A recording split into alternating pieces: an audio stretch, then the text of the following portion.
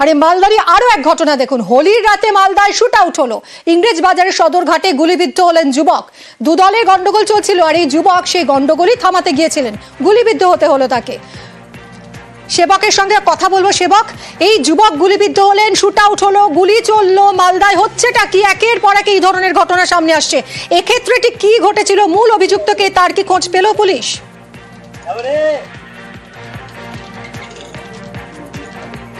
দেখো, মালদহের ইংরেজ বাজার শহরের 13 নম্বর ওয়ার্ড সদরঘাট হঠাৎ কলোনি এলাকা। এখানেই মদ্রপ অবস্থায় দুই পক্ষের মধ্যে বাদানুবাদ আর তারপরেই গোলাগুলির ঘটনা, শুট আউটের ঘটনা। আমি রয়েছি ঘটনাস্থল সেই এলাকা, যেখানে এই মুহূর্তে দেখতে পাচ্ছ পুলিশ পিকেট। এবং এখনো পর্যন্ত এই ঘটনায় যে তথ্য উঠে আসছে যে এই এলাকায় উত্তম মণ্ডল ওরফে বল্লা, এর পাশাপাশি শুভ দাস, রোহিত মণ্ডল, তনুজ রায়, এরকম বেশ কয়েকটি নাম পুলিশ তদন্তে পেয়েছে, যাদের মধ্যে গতকাল রাতে বচসা চলছিল রাত 10:45 নাগাদ।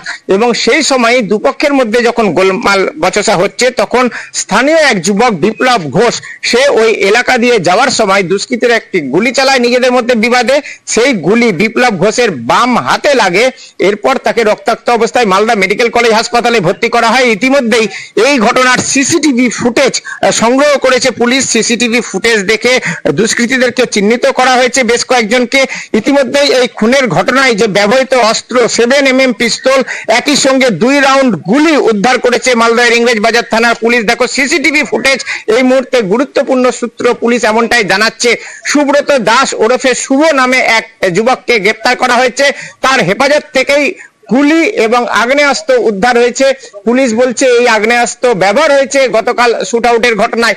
তবে এই ঘটনায় আরো একজন মূল অভিযুক্ত যে উত্তম মণ্ডল ওরফে বল্লা, সে পলাতক, তার খোঁজ চলছে এখনো।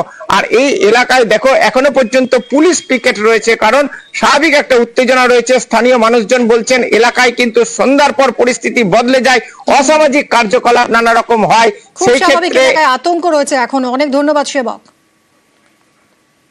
হঠাৎ দেখলাম যে সব হই হই করে এখানে আসলে, এখানে এসে সব মারধর করতে শুরু করে দিল। ভিড়ের মধ্যে তো জানা গেল না যে কে আছে আর কে না, এভাবে মারপিটটা শুরু হলো। তারপরে একবার গুলিও চললো। গুলিটা কোথা থেকে চললো, কে বললো, ওটা আমরা বুঝতে পারলাম না। ওখানে কোনো কারণে দুদল মিলে গন্ডগোল হচ্ছিল, কোন দল সেটা আমার জানা নেই। আমি ওখান দিয়ে বাজার করতে যাচ্ছিলাম। আমি ও থেকে জিজ্ঞেস করলাম কি হয়েছে রে ভাই। ওরা 2 রাউন্ড গুলি বাইর করে মদ্যপ অবস্থায় ছিল এবং বহিরাগত কিছু ছেলে পেলে ছিল। বহিরাগতদের এখানে প্রচুর আড্ডা আছে। আমাদের যে প্রশাসন আছে সেরকম কোনো ব্যবস্থা নাই না। হঠাৎ করে 2 রাউন্ড গুলি চালানো, গুলি এই পার দিয়ে লেগে ও পার দিয়ে বেরিয়েছে, হাড় ভেঙে গেছে, যেটা এখন প্লেট বসাতে হবে।